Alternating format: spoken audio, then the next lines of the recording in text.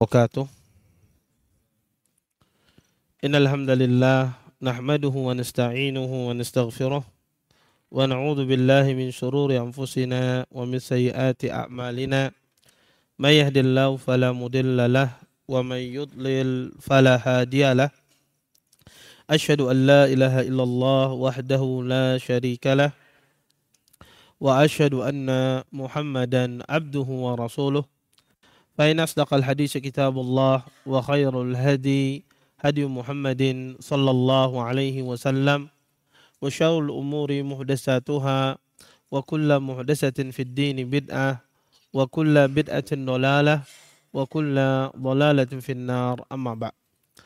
Bapak-bapak, ibu-ibu, ikhwan dan akhwat yang dimuliakan oleh Allah Subhanahu wa taala. Alhamdulillah, segala puji bagi Allah Subhanahu wa taala dengan limpahan nikmat yang begitu besar, di antaranya nikmat iman, nikmat Islam, nikmat kesehatan, sehingga kita semua diberikan kemudahan oleh Allah Subhanahu wa taala untuk bisa berhadir di majelis ilmu.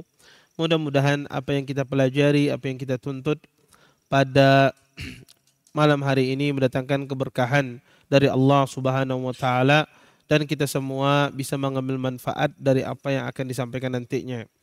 Bapak, Ibu, ikhwan dan akhwat yang dimuliakan oleh Allah Subhanahu wa taala, insyaallah kajian kita pada malam hari ini kita akan membahas zikir-zikir yang sahih setelah salat fardu. Zikir merupakan ibadah yang sangat agung, ibadah yang sangat mulia. Banyak ayat di dalam Al-Quran Allah Subhanahu wa taala memuji hamba-hambanya yang berzikir kepada Allah Subhanahu wa taala. Dan berzikir kepada Allah, Bapak Ibu, ikhwan dan akhwat, para ulama menyebutkan berzikir itu ada 3 macam. Ada seorang itu berzikir dengan lisan dan hatinya bersama-sama. Ada orang itu berzikir dengan lisannya dan ada orang itu berzikir dengan hatinya. Dan sebagus-bagus zikir adalah orang yang berzikir dengan lisannya dan hatinya. Maka ini adalah afdhaluz zikir. Dan ini adalah seutama-utama zikir. Dan ketika kita berbicara zikir setelah salat, maka perlu dipahami bahwasanya ada 3 kondisi di dalam salat tersebut. Ada zikir yang disebutkan oleh para ulama. Pertama, zikir sebelum salat. Zikir sebelum salat tidak ada hadis yang sahih yang menjelaskan adanya zikir sebelum salat. Di antara zikir yang masyhur yang sering dibaca adalah orang ketika pergi dari rumahnya dia membaca Allahumma ja'alli nura dan seterusnya. Hadis ini tidak sahih.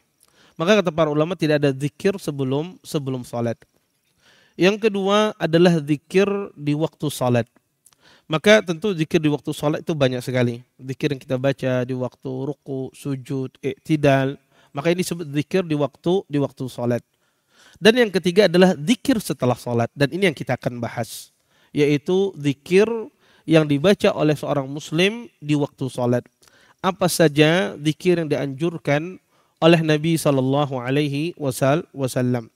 Tentu kalau kita melihat Bapak Ibu, ikhwan dan akhwat, buku-buku zikir, maka itu banyak sekali. Bahkan mungkin disebutkan lebih dari 10 jenis zikir yang ada setelah salat. Saya akan menyebutkan zikir-zikir setelah salat sesuatu yang disepakati terlebih dahulu. Kemudian baru saya akan sebutkan zikir-zikir yang diperselisihkan oleh para ulama rahimahullahu taala. Yang pertama, di antara zikir Bapak Ibu, ikhwan dan akhwat yang disuruh oleh Nabi SAW kita mengucapkannya setelah salat adalah beristighfar. Disebutkan dalam hadis Thauban radhiyallahu taala anhu, beliau pernah berkata, kana Rasulullah sallallahu alaihi wasallam idzan sarafa min salatihi istaghfara salasan.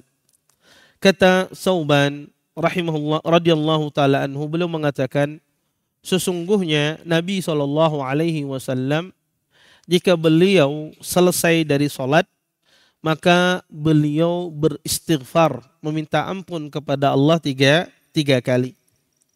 Maka hadis ini hadis yang sahih, dikeluarkan oleh Imam Muslim di dalam sahihnya.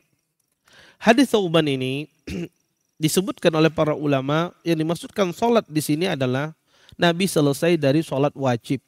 atau sholat fardu. Zuhur, asar, maghrib, isya, dan fajar. Para ulama rahimallahu ta'ala mengatakan dalam sebagian riwayatnya disebutkan rawi yang meriwayatkan hadis ini dari Thauban, di antaranya Walid ibnu Muslim, bertanya kepada gurunya Al-Auza'i. Walid ibnu Muslim bertanya kepada gurunya Auza'i ketika meriwayatkan hadis ini, kata beliau, mal istighfar. Apa yang dimaksudkan istighfar di dalam hadis Thauban ini? Kemudian Auza'i mengatakan, faqal astaghfirullah. Maka kata beliau, ucapkanlah astaghfirullah. Dari sini para ulama rahimahullahu ta'ala mengatakan bahwasanya, kata mereka, di dalam hadis Nabi, Nabi tidak menyebutkan lafaz istighfarnya. Di dalam hadis Thauban, Nabi SAW tidak menyebutkan lafaz istighfarnya. Tapi yang menyebutkan lafaz istighfar ini adalah Al-Auza'i rahimahullahu ta'ala, rawi yang meriwayatkan hadis ini ketika ditanya oleh murid beliau yang bernama Walid ibni Muslim. Dari sini kata para ulama rahimallahu ta'ala bahwasanya sebetulnya lafaz istighfar setelah salat itu tidak ada. Maksudnya tidak ada lafaz yang khusus. Lafaz tertentu. Karena hadisnya datang secara umum. Auza'i ketika menjawab Walid ibn Muslim, beliau menjawab lafaz yang paling minimal. Ya, lafaz yang setidak-tidaknya diucapkan seseorang ketika beristighfar. Yang paling minim yaitu ucapan astaghfirullah. Oleh karenanya para ulama khilaf. Setelah sholat itu istighfar yang paling afdal apa yang diucapkan? Terjadi khilaf di kalangan para ulama rahimallahu ta'ala ketika mereka membahas istighfar setelah sholat. Lafaznya seperti apa? Apakah lafaznya astaghfirullah ataukah lafaz yang lain? Banyak ahlul ilm mengatakan bahwasanya lafaz yang paling afdal yang disebutkan seseorang setelah sholat beristighfar adalah dia mengucapkan astaghfirullah wa atubu ilaih. Sebagaimana disebutkan dalam hadis Aisyah radhiyallahu taala anha, Aisyah dalam Sahih Muslim, Aisyah mengatakan, anna Nabiyya sallallahu alaihi wasallam ba'da nuzuli suratin Nasr alaih kana yaqul astaghfirullah wa atubu ilaih. Kata Aisyah radhiyallahu taala anha, sesungguhnya Nabi sallallahu alaihi wasallam ketika turun surah An-Nasr, idza jaa nasrullahi wal fath. Ketika turun surah An-Nasr tersebut, Nabi SAW, kata Aisyah, sering sekali di akhir hayat beliau mengucapkan astaghfirullah wa atubu ilaih. Astaghfirullah wa atubu ilaih. Dari hadis ini, sebagian ahlul ilm mengisyaratkan bahwasanya paling afdal istighfar diucapkan setelah salat adalah astaghfirullah wa atubu ilaih. Dan lafaz yang paling minimal diucapkan istighfar itu adalah astaghfirullah. Maka seseorang kalau dia mengucapkan astaghfirullah 3 kali boleh tidak? Boleh, tidak ada masalah. Tapi kalau dia menyebutkan astaghfirullah wa atubu ilaih, itu yang lebih utama, itu yang lebih afdal. Kenapa itu yang lebih utama, lebih afdal? Karena di akhir hayat Nabi, Nabi sering sekali mengucapkan istighfar dengan bentuk astaghfirullah wa atubu ilaih. Kemudian Bapak Ibu ikhwan dan akhwat yang dimuliakan oleh Allah Subhanahu wa taala.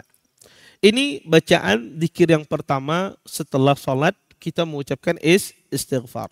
Boleh kita mengucapkan astaghfirullah wa atubu ilaih, boleh juga kita mengucapkan astaghfirullah dan diucapkan sebanyak 3 kali. Mungkin ada yang bertanya, Ustaz, boleh nggak saya ucapkan lebih dari 3 kali? Jawabannya tidak boleh. Kenapa?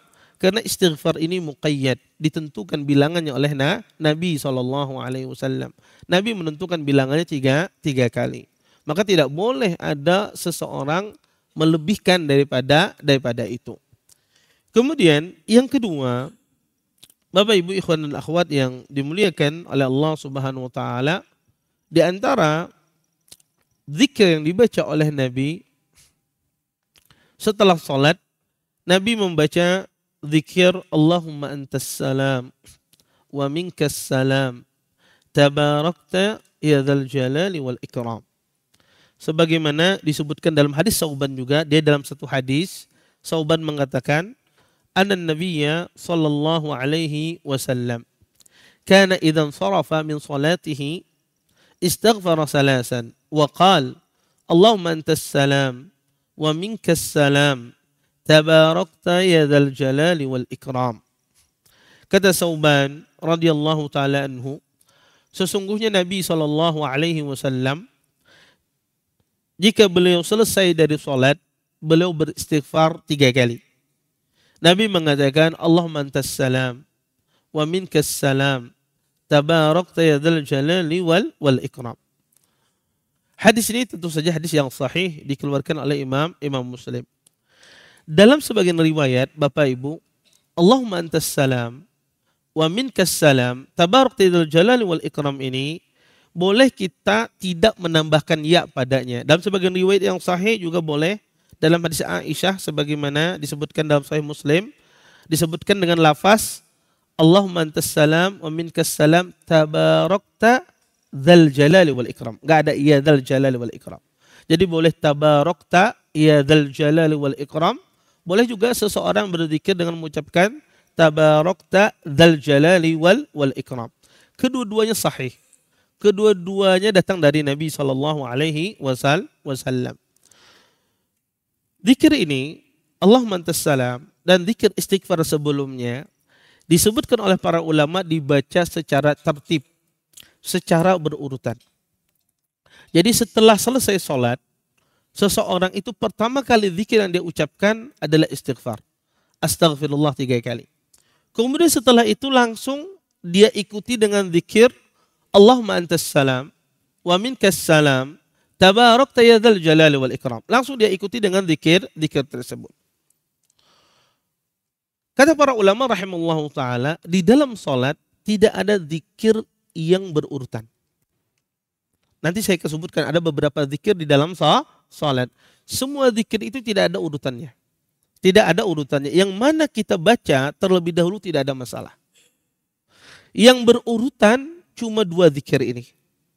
Zikir istighfar dan zikir Allahumma antas salam. Setelah istighfar langsung kita membaca Allahumma antas salam. Sisanya selain itu tidak berurutan, tidak ada masalah. Kenapa? Karena tidak ada hadis yang menyebutkan demikian. Mungkin kalau Anda baca di sebagian buku zikir-zikir, mereka mengurutkan semacam ini. Pengurutan itu ya cuma sekedar mungkin sebagian itu untuk memudahkan. Tapi sebetulnya tidak ada dalilnya. Baca yang mana aja setelah Allahumma antas salam itu boleh.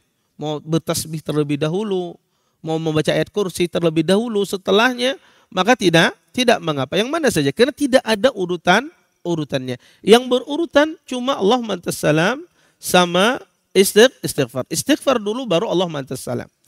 Ini yang pertama. Yang kemudian yang kedua, kata para ulama, setelah membaca ini seorang imam disunnahkan dia menghadap makmum. Jadi ketika kita selesai salam, ketika imam mengucapkan assalamualaikum warahmatullah ke arah sebelah kirinya, dia tidak mengubah posisi tempat duduknya sampai dia mengucapkan istighfar dan Allahumma antas salam. Ketika dia selesai mengucapkan istighfar Allahumma antas salam, barulah dia menghadap ke arah makmum. Menghadap ke arah makmum. Makmum pun juga demikian. Orang ketika selesai salat, dia tidak mengubah posisi tempat duduknya sampai dia mengucapkan istighfar 3 kali, kemudian Allahumma antas salam, barulah dia mengubah posisi tempat duduknya. Sunnahnya demikian. Iya, sunnahnya demikian. Maka ini zikir yang dibaca setelah salat dan tidak ada khilaf di kalangan para ulama rahimallahu taala tentang bacaan zikir ini. Dan ini bacaan zikir yang ulama sepakat dibaca setelah salat. Kemudian di antara zikir yang dibaca setelah salat adalah kita membaca zikir la ilaha illallah wahdahu la syarikalah lahul mulku walul hamdu wa huwa ala kulli syai'in qadir. Allahumma la mani'a lima a'taita wa la mu'tiya lima mana'ta wa la yanfa'u dzal jaddi minkal jadd. Bapak Ibu ikhwan dan akhwat yang dimuliakan oleh Allah Subhanahu wa taala, zikir ini adalah zikir yang sahih. Disebutkan dari hadis Mughirah bin Syu'bah radhiyallahu taala anhuma, anna Nabiyya sallallahu alaihi wasallam kana idza faragha min as-shalah. Kata Mughirah bin Syu'bah, sesungguhnya Nabi SAW jika beliau selesai dari habis salat, Nabi membaca la ilaha illallah wahdahu la syarikalah lahul mulku walul hamdu wa huwa ala kulli syai'in qadir. Allahumma la mani'a lima a'taita wa la mu'tiya lima mana'ta wa la yanfa'u dzal jaddi minkal jadd. Ini dibaca oleh Nabi SAW. Bapak Ibu ikhwan dan akhwat yang dimuliakan oleh Allah Subhanahu wa taala. Ada beberapa riwayat yang menjelaskan bahwasanya bacaan la ilaha illallah wahdahu la syarikalah ini dibaca 10 kali.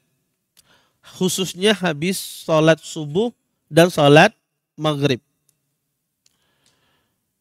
Riwayat ini tidak sahih.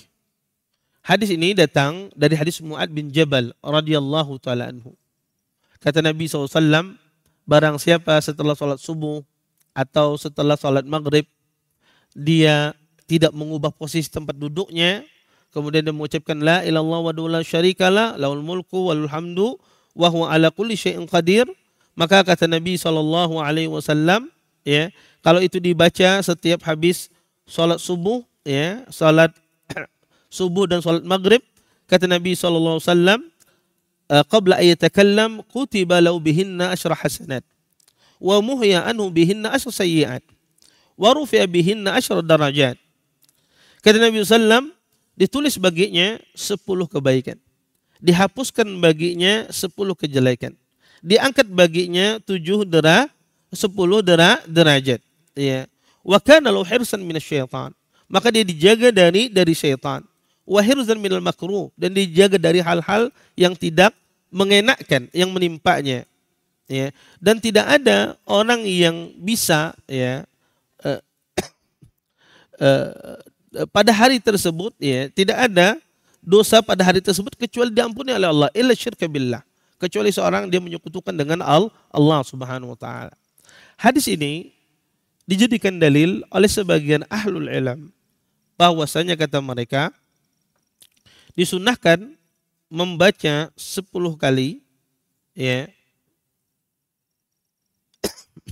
membaca 10 kali zikir ini di waktu sholat subuh dan di waktu sholat maghrib. Tapi hadis ini Bapak Ibu ikhwan dan akhwat, hadis yang lemah. Kenapa Ustadz lemah? Hadisnya disebut oleh para ulama hadis yang muttarib. Hadis yang muttarib itu adalah salah satu jenis hadis yang sangat lemah. Kenapa? Karena dalam sanadnya ada seorang rawi bernama Syahr ibn Hausyab. Syahr ibn Hausyab itu kadang dia meriwayatkan hadis ini, dia jadikan hadis ini hadis Abu Hurairah. Kadang dia jadikan hadis ini hadis dari sahabat Mu'ad bin Jabal. Kadang dia jadikan hadis ini hadis Abi Dzar radhiyallahu taala anhu. Maka menunjukkan hafalannya tidak bagus, tidak konsisten. Dia tidak konsisten. Dia kadang meriwayatkan ke Abu Hurairah, kadang dia jadikan ke Mu'ad, kadang dia jadikan ke Abu Dzar radhiyallahu taala anhu, maka kata para ulama hafalannya tidak konsisten sehingga tidak sahih. Oleh karena itu, bacaan la ilaha illallah wahdahu la syarikalah lahul mulku walul hamdu wa huwa ala kulli syai'in qadir, kata para ulama dibaca cuma satu kali.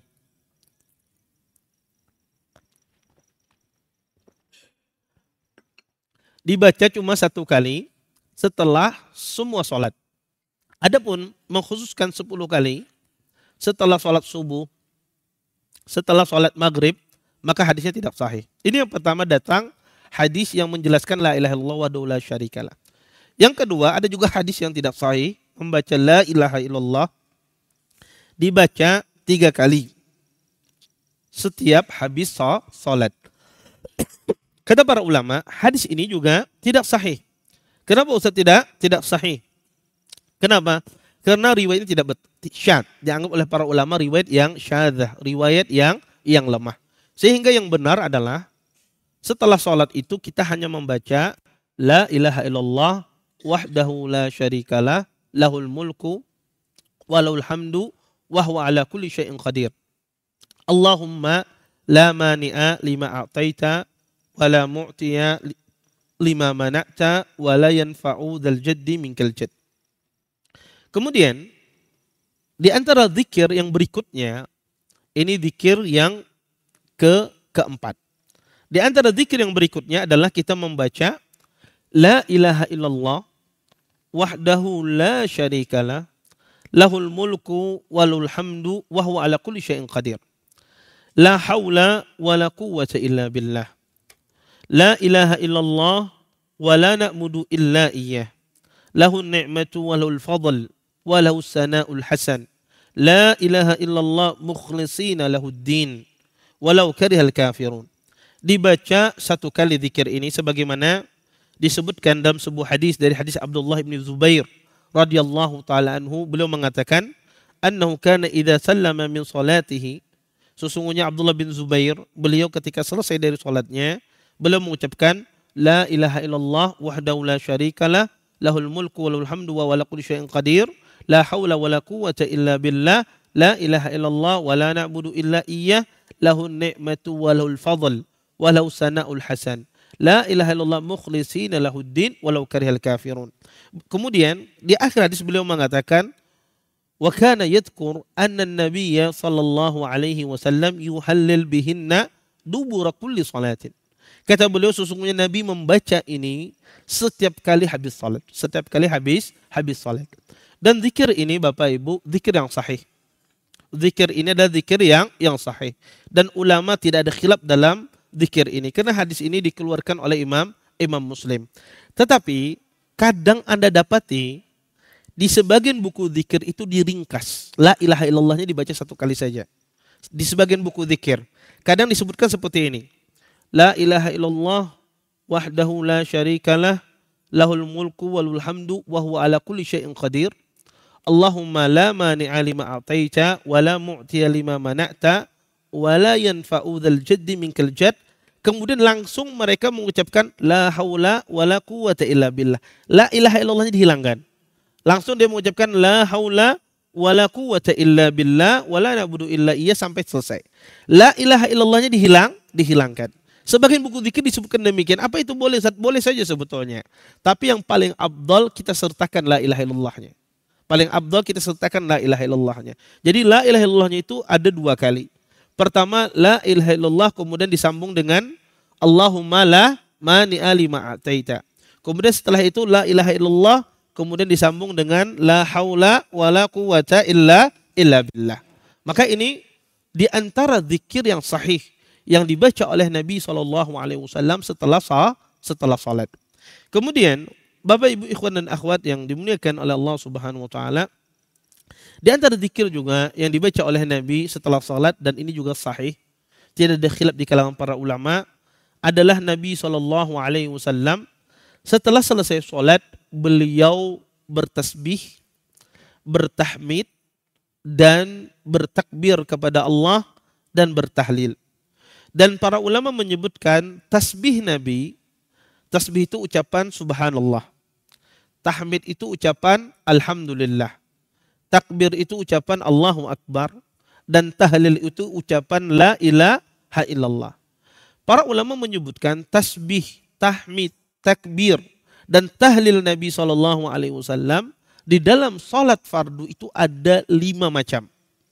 Ada 5 cara Nabi itu bertasbih, bertahmid, bertakbir di dalam salat fardu. Yang pertama disebutkan oleh para ulama, Nabi SAW kadang beliau bertasbih mengucapkan subhanallah itu 10 kali, alhamdulillah 10 kali, Allahu Akbar itu 10 kali. Sebagaimana disebutkan dalam hadis Abdullah bin Amr radhiyallahu taala anhu, beliau mengatakan anna nabiyya sallallahu alaihi wasallam yusabbihullah fi duburi kulli salatin asyra wa yahmaduhu asyra wa yukabbiruhu asyra. Kata Abdullah bin Amr, sesungguhnya Nabi sallallahu alaihi wasallam beliau sering bertasbih, Beliau menyebutkan Nabi SAW bersabda bahwasanya Nabi SAW beliau bertasbih setelah habis salat itu 10 kali, bertahmid 10 kali, dan bertakbir 10 kali. Maka Bapak Ibu ikhwan dan akhwat yang dimuliakan Allah Subhanahu wa taala, ini model yang pertama tasbih, tahmid dan takbir Nabi SAW. Model yang kedua yang dilakukan oleh Nabi SAW ketika beliau bertasbih, bertahmid, bertakbir, dan bertahlil, beliau kadang mengucapkan subhanallah 25 kali, alhamdulillah 25 kali, Allahu Akbar 25 kali, dan la ilaha illallah 25 kali. Hal ini didasari dari hadis Zaid bin Sabit radhiyallahu taala anhu yang dikeluarkan oleh Imam An-Nasa'i rahimallahu taala di dalam kitab sunannya. Dan hadis ini juga Bapak Ibu, ikhwan dan akhwat, hadis yang sahih. Maka Nabi SAW melakukannya 25, 25. Kemudian yang ketiga, di antara model tasbih, tahmid, takbir yang pernah dilakukan oleh Nabi, Nabi mengucapkan subhanallah 33 kali, alhamdulillah 33 kali, Allahu Akbar 33 kali. Jumlahnya berapa? 99.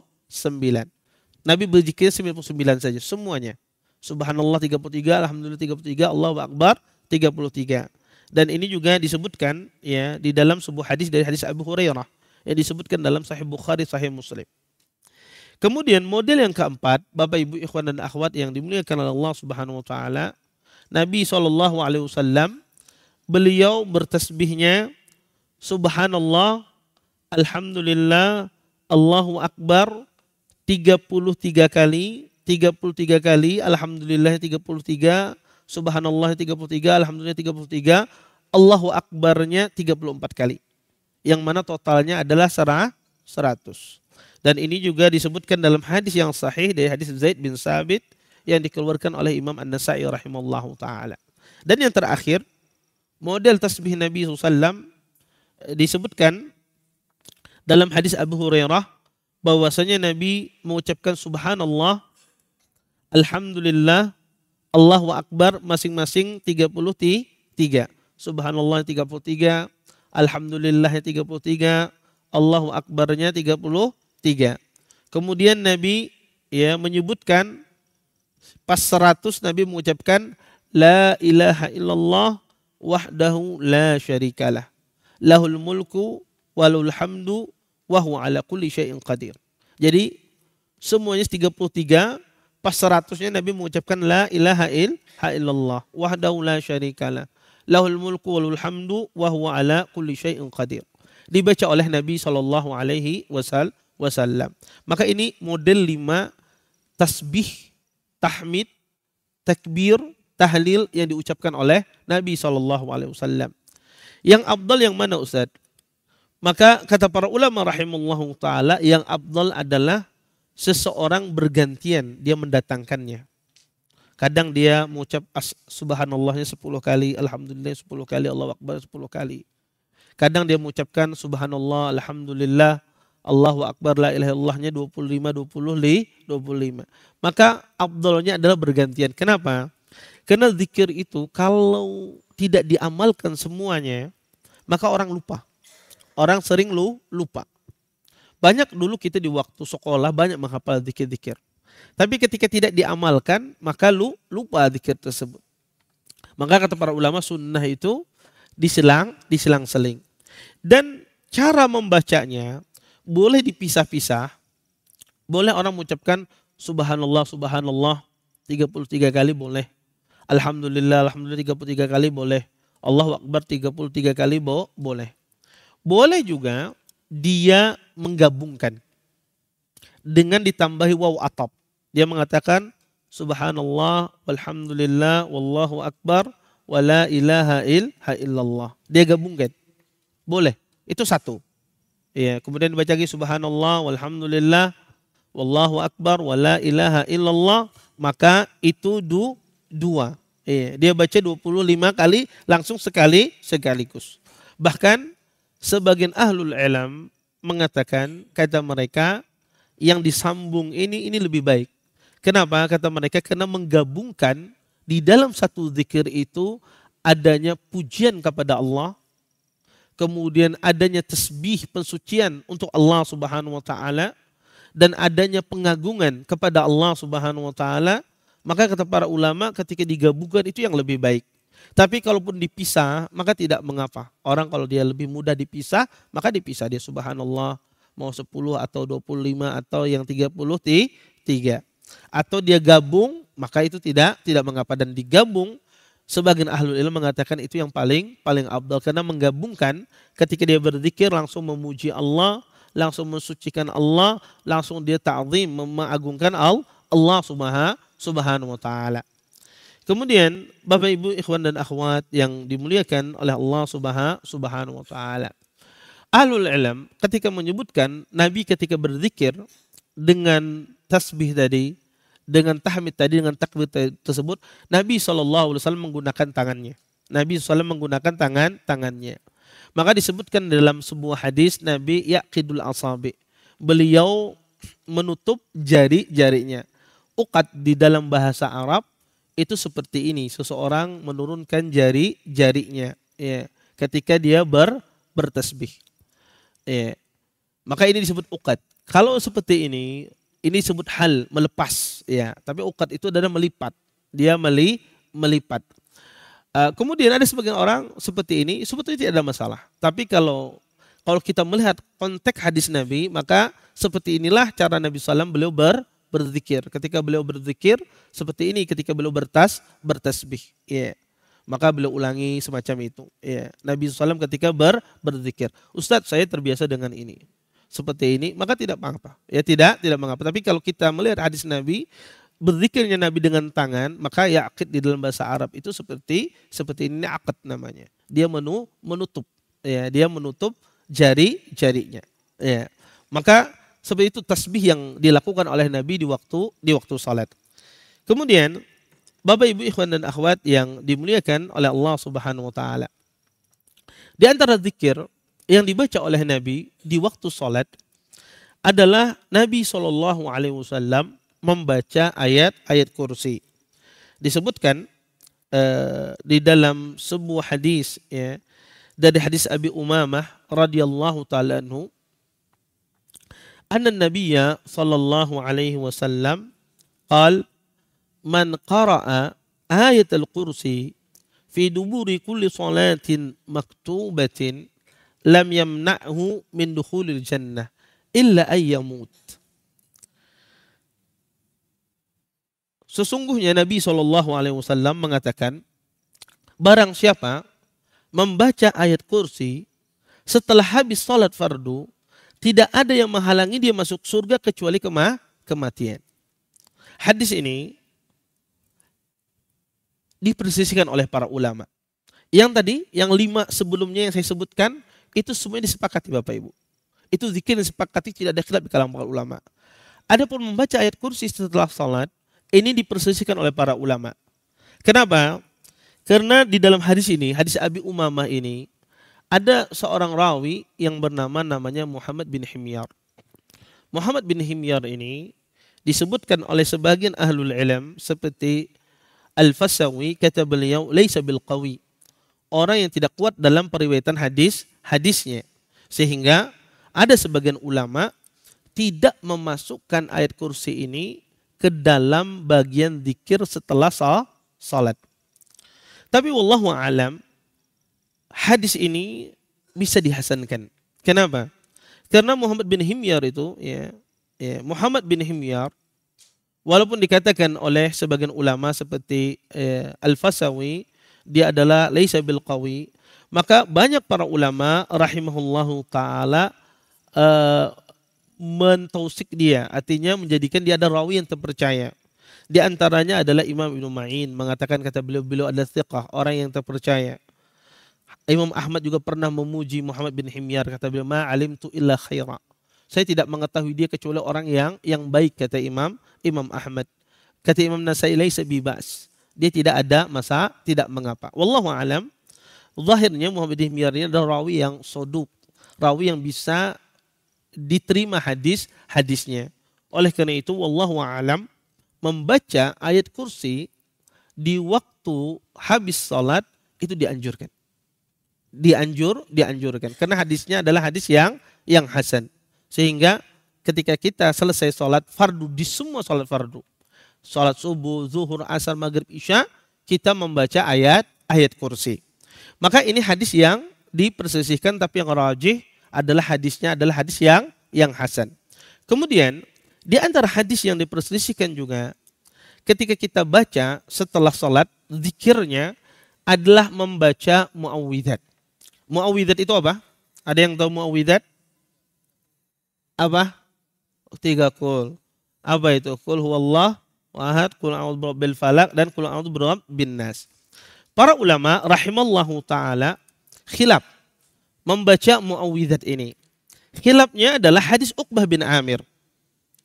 Hadis Uqbah bin Amir radhiyallahu taala anhu, beliau menyebutkan ya di dalam sebuah hadis yang disebutkan oleh Imam An-Nasa'i rahimallahu taala, kata Uqbah bin Amir radhiyallahu taala anhu bahwasanya amarani Rasulullah sallallahu alaihi wasallam an aqra'a bil muawwidzat fi duburi kulli salatin.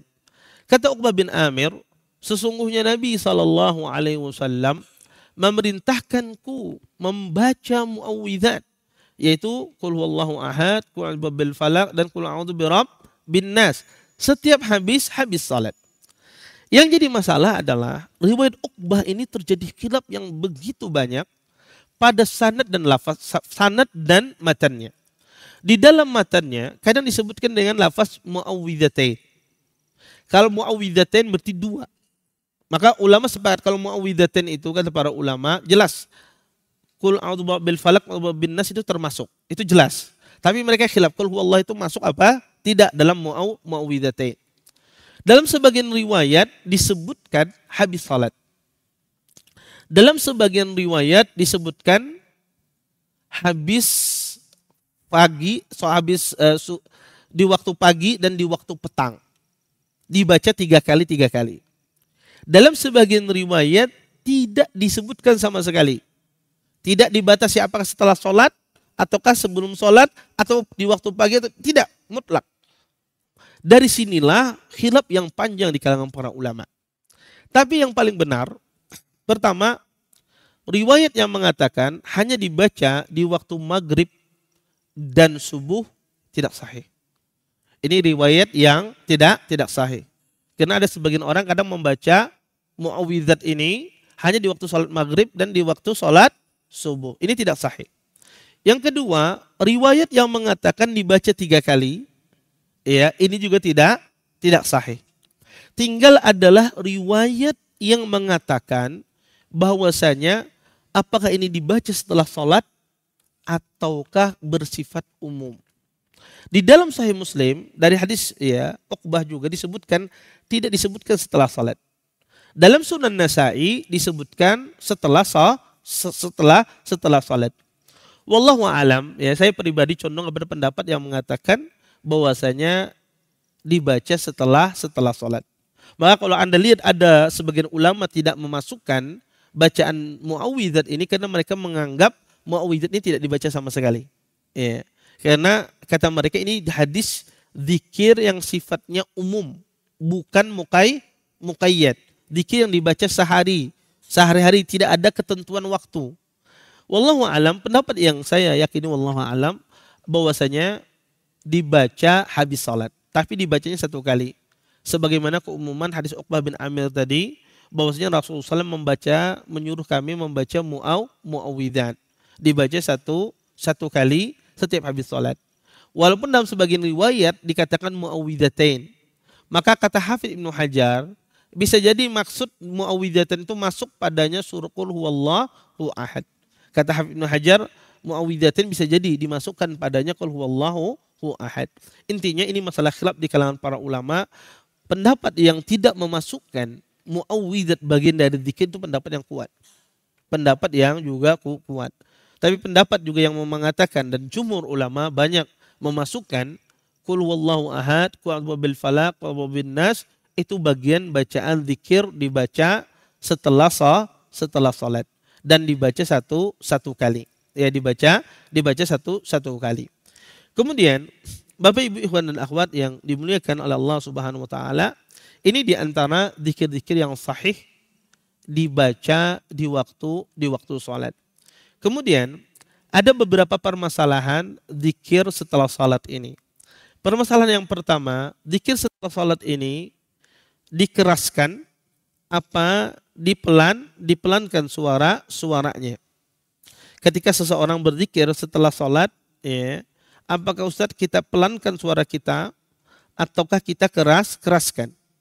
Pertama, saya ingin menggarisbawahi apa ini maksud dipelankan. Dipelankan itu adalah seseorang membaca sesuatu, dia tidak ingin mendengarkan ke orang lain. Itu namanya dipelankan. Adapun dijahar adalah seseorang membaca sesuatu, maksudnya adalah agar terdengar oleh orang di sampingnya, walaupun di sampingnya tidak mendengar. Maka ini disebut dengan jahar. Maka jahar itu dia mengeraskan sesuatu, ya, dan ingin orang di sampingnya mendengar. Kalau dia tidak mendengar tidak ada masalah. Maka orang itu sudah melakukan jahar. Maka para ulama rahimahullah ta'ala khilaf. Apakah seseorang ketika zikir itu disunnahkan ataukah dipelankan? Disebutkan dalam hadis Ibnu Abbas, beliau mengatakan, kana raf'us saut bidzikri ba'da shalah ala ahdi Rasulillah sallallahu alaihi wasallam. Disebutkan dalam Sahih Bukhari, kata Abdullah bin Abbas, bahwasanya Nabi sallallahu alaihi sesungguhnya mengangkat suara dalam berzikir setelah salat itu dilakukan pada masa Nabi sallallahu alaihi wasallam. Oleh karenanya sebagian ulama seperti Imam Ibnu Jarir At-Tabari, Syekh Islam Ibnu Taimiyah, Ibnu Hazm, Ibnu Rajab dan yang lainnya, mereka mengatakan dikeraskan zikir setelah salat. Madhab yang 4, mereka mengatakan dipelankan. Dipelankan zikir setelah salat. Jadi ulama khilaf zikir setelah salat tersebut apakah dipelankan, apakah dikeraskan. Madhab yang 4, mereka mengatakan dipelankan. Ibnu Jarir At-Tabari, Ibnu Hazm, Syekh Islam Ibnu Taimiyah, kemudian ya Ibnu Rajab dan yang lainnya, mereka mengatakan dikeraskan. Sebagaimana hadis Abdullah bin Abbas. Wallahu alam, sunnahnya ada dijaharkan. Yang dimaksud jahar ini bukan seorang berteriak, tidak. Tapi sekedar dia mengatakan subhanallah, subhanallah. Walaupun dia tidak sampai didengar oleh semua orang, walaupun cukup di sampingnya mendengar, itu sudah dikatakan jahar. Dia dikatakan dia sudah mengeraskan bacaan tersebut. Kemudian Bapak Ibu ikhwan dan akhwat yang dimuliakan Allah Subhanahu wa taala, ulama sepakat cuma satu saja yang disepakati oleh para ulama dipelankan semuanya. Disepakat semua ulama, ayat kursi. Ayat kursi itu dipelankan bacanya. Tidak dikeraskan. Adapun zikir yang 5 tadi itu semuanya dikeraskan. Iya. Berdasarkan pendapat yang rajih, dan keras itu bukan artinya berteriak, tapi adalah maksudnya adalah mengeraskan sehingga ada orang di sampingnya bisa mendengar. Walaupun dia tidak mendengar, maka tidak mengapa. Maksudnya jahar itu adalah mengeraskan suara dengan tujuan untuk memperdengarkan. Kemudian Bapak Ibu ikhwan dan akhwat yang dimuliakan oleh Allah Subhanahu wa taala, di antara masalah yang kedua yang berkaitan dengan masalah zikir ini Bapak Ibu ikhwan dan akhwat adalah masalah kalau seandainya orang itu kelupaan berzikir setelah salat, sampai kapan batasan zikir itu dibaca? Kadang ada sebagian orang itu sibuk dengan perdagangannya. Ya, kadang ya lagi ramai tokonya, habis sholat langsung cabut dia, langsung pergi ke tokonya. Kelupaan dia berzikir. Sampai kapan batasan zikir itu dibaca? Maka kata para ulama, waktu berzikir setelah sholat itu dimulai dari habis waktu sholat tersebut sampai sebelum masuk waktu sholat berikutnya. Jadi contoh misalnya kita di sholat maghrib, maka zikirnya itu waktunya sampai sebelum datang waktu sholat isya. Kalau datang waktu sholat isya berarti sudah habis waktu berzikir tersebut. Ustadz, kalau misalnya zikir itu, misalnya saya ada kesibukan, saya disibukkan, ya kesibukan nggak sempat saya berzikir, sebelum isya saya berzikir, zikir maghrib masih bisa, tidak ada masalah. Maka zikir itu tidak habis waktunya. Kemudian kalau seandainya sudah sampai waktu berikutnya Ustadz, apakah boleh diqadha zikirnya? Ya, apakah boleh seseorang mengqadha zikirnya? Maka jawabannya Bapak Ibu ikhwan dan akhwat itu dilihat. Kalau dia disebabkan ada udzur syar'i, Kalau ada udzur syar'i, ya, maka sebagian ulama mengatakan boleh diqadha zikir tersebut. Ya, seperti ada udzur syar'i dia kelupaan, ya, kelupaan atau disibukkan dengan anaknya lagi sakit misalnya di rumah sakit, setelah habis sholat dia lupa untuk berzikir, maka kata para ulama ini tidak ada masalah. Yang kedua kata para ulama dia memiliki kebiasaan. Dia memiliki kebiasaan. Karena ada sebagian orang nggak punya kebiasaan tiba-tiba mengqadha, dan itu sering terjadi. Saya pernah ditanya oleh orang, Ustaz, anak ini lagi naik iman, kata dia. Anak pengen sholat sunnah subuh, tapi setelah sholat subuh. Iya, pernah sholat subuh sebelumnya? Belum pernah sholat sunnah subuh. Sekarang lagi naik iman, enggak. Boleh mengqadha itu kalau orang punya kebiasaan. Kalau dia punya kebiasaan, kemudian terlewatkan karena ada kondisi udzur syar'i, maka insya Allah tidak mengapa walaupun habis waktunya dia mengqadha bacaan tersebut. Kemudian Bapak Ibu ikhwan dan akhwat yang dimuliakan oleh Allah Subhanahu wa taala, itu bagian zikir setelah salat fardu. Timbul pertanyaan di sini, apakah ada zikir Ustadz setelah salat sunnah? Kita tahu salat sunnah itu ada salat sunnah yang disebut dengan salat sunnah rawatib. Adzan. Baik, adzan dulu.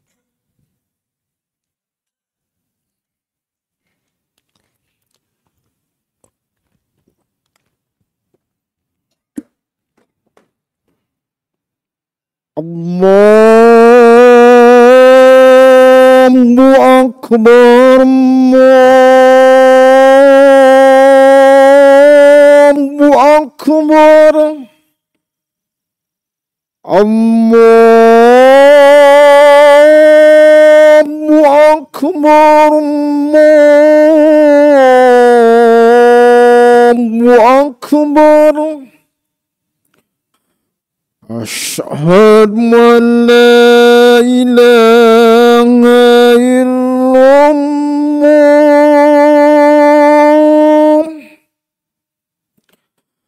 Asyhadu an la ilaha illallah.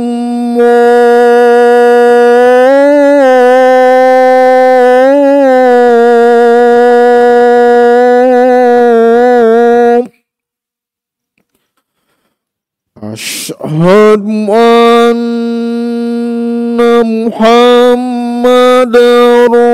Rasulullah.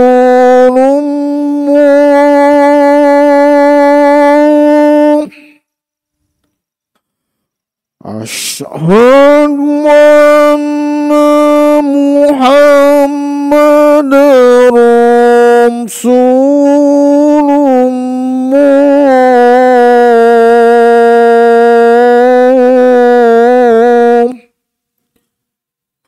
Hayya 'alas shalah.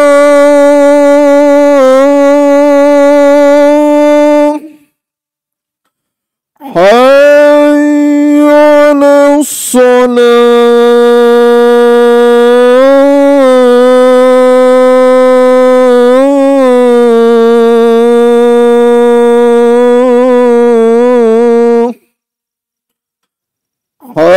Hayya 'alal falah.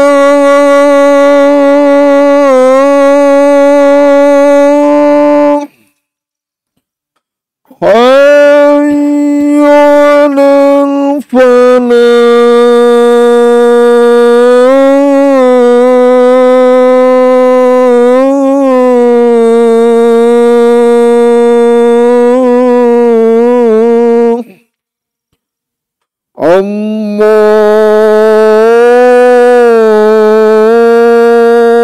Allahu Akbar,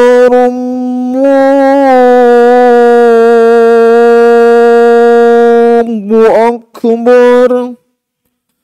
La ilaha illallah.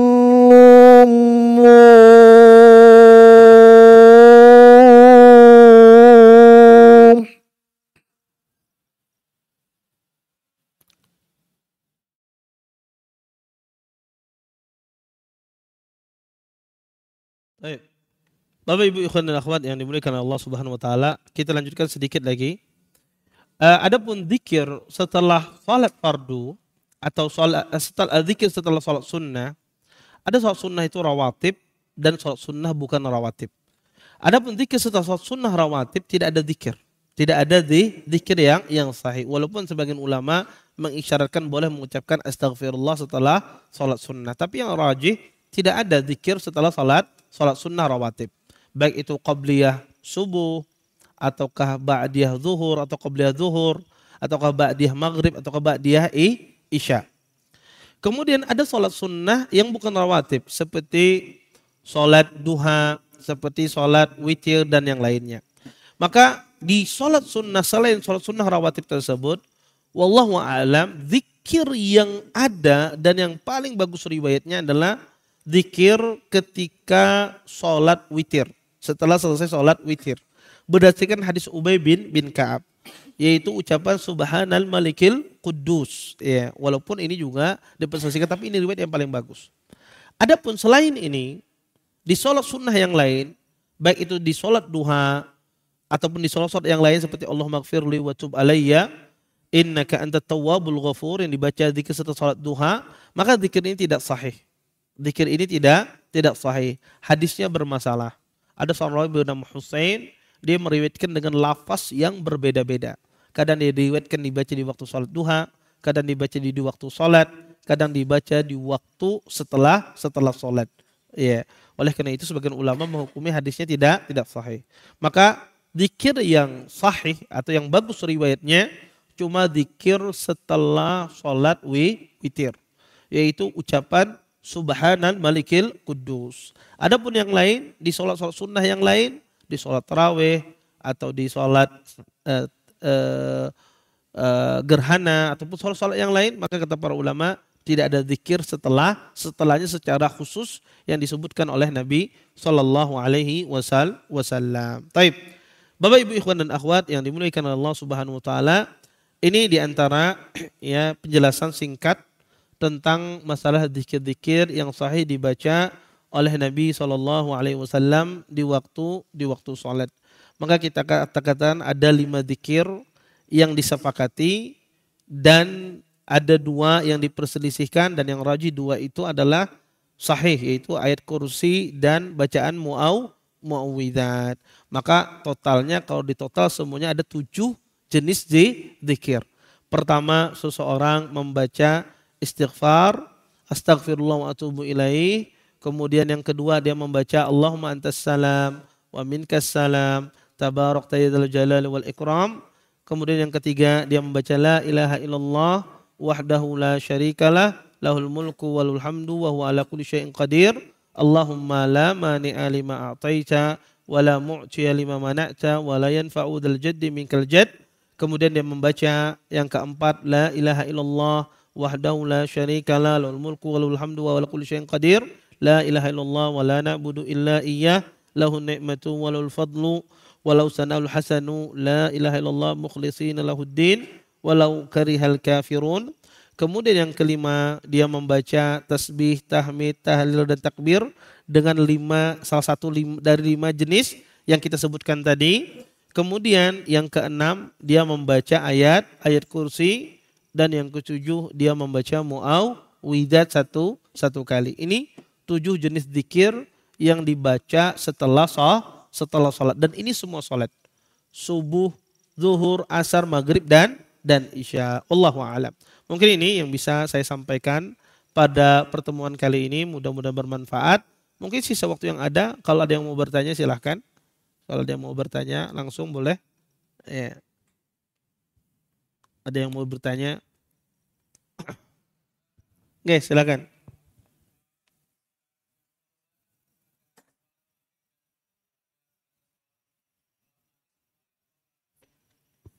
Oke.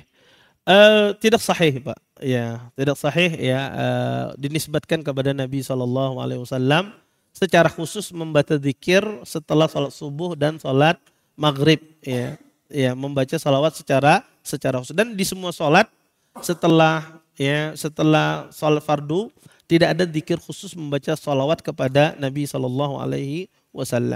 semacam itu. Wallahu a'lam. Ada lagi yang lain? Oke.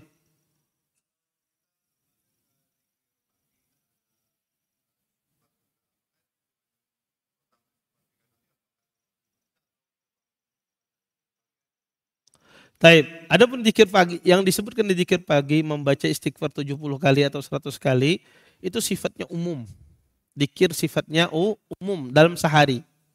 Tidak pengkhususan di waktu pagi dan tidak ada pengkhususan di waktu sore. Tapi sifatnya umum. Adapun zikir setelah salat sifatnya khusus. Dibaca tiga kali sehingga tidak bisa seorang mencukupkan zikir pagi bagian dari zikir setelah salat.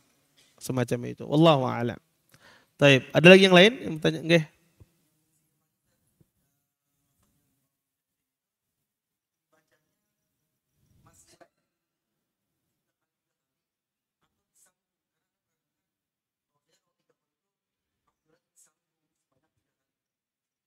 Taib. Adapun yang dimaksudkan membaca zikir di waktu pagi dan petang, emang ada hadis datang dari hadis Uqbah bin Amir, datang juga dari hadis Abdullah bin Khubaib. Kedua hadis tersebut tidak sahih penyebutan di waktu pagi dan petang. Sehingga qul huwallahu ahad, muawwidzat itu bukan bagian zikir di waktu pagi dan petang. Tetapi dia bacaan zikir yang sifatnya umum. Yang sifatnya umum. Iya, bukan pengkhususan di waktu pagi dan petang. Karena sebagaimana saya katakan tadi datang ada hadis tidak mentakyid, ya, tidak mengkhususkan hanya dibaca di waktu pagi ataukah di waktu sore. Tetapi sifatnya umum dan juga tidak ada pembatasan pembacanya 3 kali.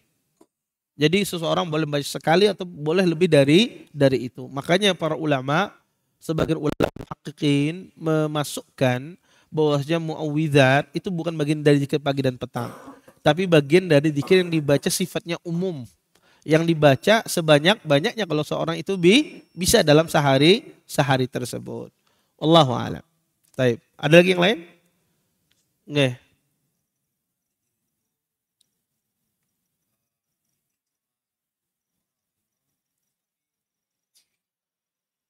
Iya, jazakallah khair. Sebetulnya ya afdalnya seseorang itu ketika dia berzikir masing-masing. Ya, masing-masing seseorang berzikir kepada Allah Subhanahu wa taala, tidak dipimpin, ya. Ahlul ilm ketika berbicara tentang masalah zikir itu dipimpin, mereka hanya membolehkan di saat orang itu ditaklim dalam rangka mengajari, seperti seorang ibu ngajari anak kecil, ya, ngajari dia berzikir karena dia belum paham dipimpin, ya. Adapun kalau orang itu ya sudah bisa, sudah paham, sudah ngerti, maka dia berzikir masing-masing. Karena pertama seperti itulah tuntunan Nabi Shallallahu Alaihi Wasallam. Kemudian yang kedua itu lebih khusyuk, ya, ketimbang seseorang itu dipimpin oleh orang lain. Dia karena dia tahu apa yang dia minta, apa yang dia ucapkan, ya, kepada Allah Subhanahu Wa Taala. Wallahu a'lam. Taib. Cukup, ya. Cukup. Taib. Kita cukupkan. Saya tutup dan waqafatul majelis. Subhanakallahumma bihamdika asyhadu an la ilaha illa anta astaghfiruka wa atubu ilaik. Assalamualaikum warahmatullahi wabarakatuh.